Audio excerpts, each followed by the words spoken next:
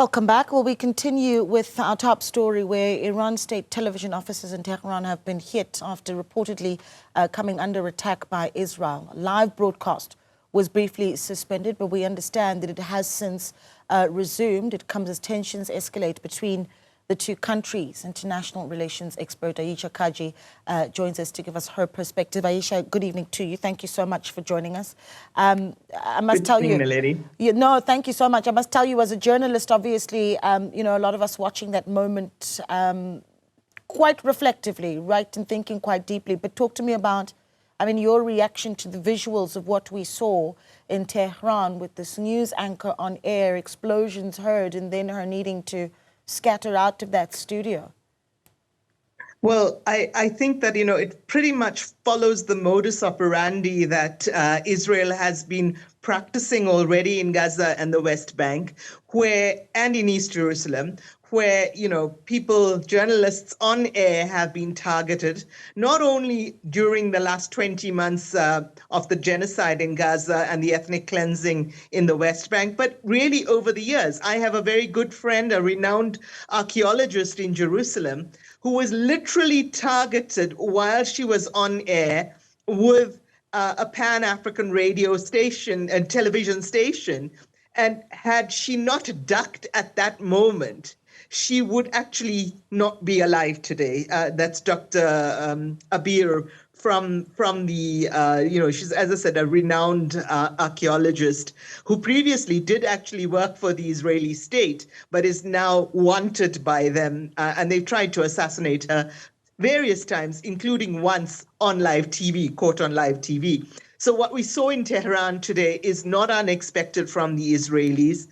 They really don't want the real story getting out, whether it's from Iran or whether it's from the Palestinian occupied territories. They don't want the stories getting out. And that's why we've seen the deliberate targeting and killing of journalists in real time over the past 20 months, particularly in Gaza, where the casualty rate of journalists has now reached the hundreds. Yeah. You know, it's over 200. That particular moment on Iranian TV, I have to really say kudos to the presenter. Within 20 minutes, she was actually back on air. So obviously a very, very courageous journalist doing her job in the spirit of independent journalism. And, you know, really hats off to her. It's not surprising to me, though, that journalists have been targeted. And I think we're going to see more such targeting in the days to come, and possibly now even more targeting of scientists than we've already seen, and political heavyweights in the country. You know, I personally, Naledi, don't have any huge amount of sympathy, as you probably know, for the current Iranian administration. I will not call it a regime because that has negative connotations, but I will say that in relation to Israel, it is certainly unlike what your previous guest was saying. He's obviously following a very pro-Western, pro-Israel line, very much like we've seen on mainstream media in the United Kingdom, in the US, and in much of Western Europe and Canada and Australia as well. But given that, you know, Mr. Netanyahu has framed these attacks on Iran, and they were unprovoked attacks, let us bear that in mind, as being an existential threat to Israel, because suddenly he believes that, and it's a line he's been peddling since, I think, the last 20 years, that Iran poses an existential threat to Israel and further to the US. Given that he has actually been the aggressor, Israel has been the aggressor over the last couple months in the occupied Palestinian territories, including the genocide, now a Holocaust in Gaza, the ethnic cleansing in the West Bank and East Jerusalem, in Syria, in Lebanon, and now in Iran. My question really to you and your viewers out there, who is in reality the existential threat? The country that has consistently refused nuclear arms examinations by the international watchdog, the IAEA, or the one that's consistently allowed the examiners to come in and check its nuclear facilities, i.e. Iran. Israel has not been checked for at least the last 20 years, whereas Iran has. We know for a fact that Israel has between 80 and 400 nuclear warheads. Nobody knows for sure the exact number because they have not allowed inspections.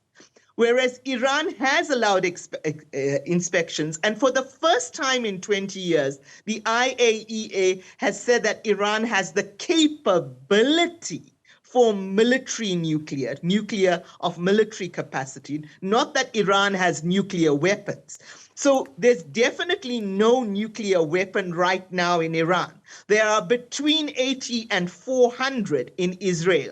And so again, I ask you, given that scenario, given that Israel refuses inspections, Iran has allowed inspections, who is the existential threat in the region? The one who has invaded or bombarded at least 5 countries in the last month, or the one that has not been the aggressor to any of its neighbors in the region or indeed further afield over the last few years? Yeah. What do you make of what we've heard from the US president?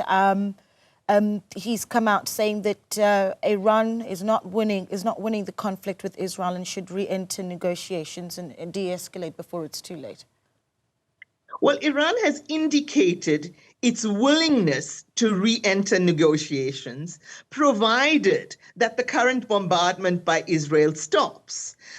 Iran was due to have nuclear talks with the US yesterday, and this Israeli aggression over the past week at Iran is actually aimed, one, at derailing those talks, which it has managed to do, two, at trying to convince the world, and certainly trying to convince Israelis, that Iran is the potential aggressor between the two countries, and therefore a so-called preemptive strike is or was necessary. Many Israelis do believe this. And so thirdly, it is a very shrewd attempt by Prime Minister Benjamin Netanyahu of Israel to remain in political power, because he knows that even though a Holocaust is happening in Gaza and ethnic cleansing in the rest of occupied Palestine, he is not winning public opinion on those grounds.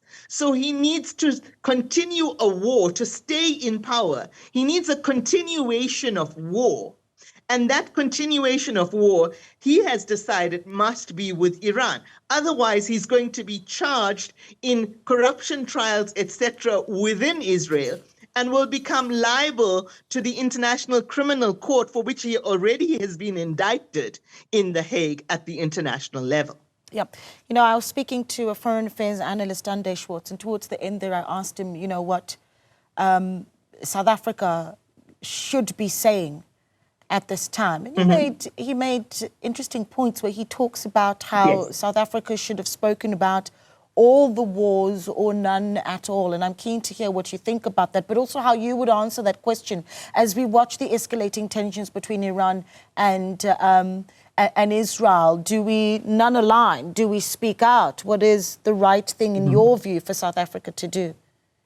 Well, I think, you know, since the Mandela era, since the start of democracy in South Africa, it's been made very clear by our Department of Foreign Affairs, now DIRCO, that South Africa's foreign policy is based first and foremost on human rights, and that South Africa will support almost unilaterally those countries that provided us with support during the apartheid years, when so many of Western European nations and countries of the global north, if you will, turned their faces away from us, called the ANC and Mr. Mandela terrorists, etc., etc. So Mr. Mandela was very, very clear on this. To some extent, the Mbeki regime continued that foreign policy. We had perhaps some hiccups, mainly during the Zuma years, but we've returned to what I think is an ethical, human rights first based foreign policy during the Ramaphosa years, again with some realpolitik thrown in, some economic pragmatism thrown in, which is a good thing, not a bad thing, but still primarily human rights based. And certainly our case at the ICJ against Israel has been very much based on that premise. It's a test of international law, which sadly, thus far, international law has failed, not because the jurists have failed, but because those responsible for the veto power within the United Nations Security Council have actually failed to uphold international humanitarian law. I must make that clear.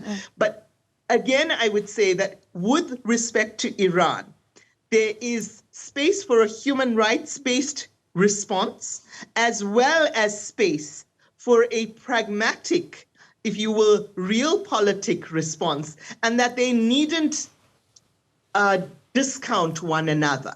On the issue of other conflicts worldwide, I think your last guest, while I didn't agree with much of what he said, I do agree that South Africa, as one of the global or the continental, giants on the African continent, does need to become more proactive than it's been in recent years about conflicts affecting the rest of the continent particularly. And I will mention here just two, those in the DRC and in Sudan. But I do know that our Department of International Relations, as well as the presidency, has been active behind the scenes in both of those issues, to the extent, of course, that in recent months, Mr. Ramaphosa actually, shall we say, perhaps angered the Rwandese president, Mr. Kagame, because of our support for the sovereignty, the territorial sovereignty of the DRC.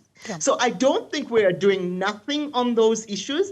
I do think there's space to do more, but I do think our stance against Israel with regard to Palestine has been ethical and human rights based.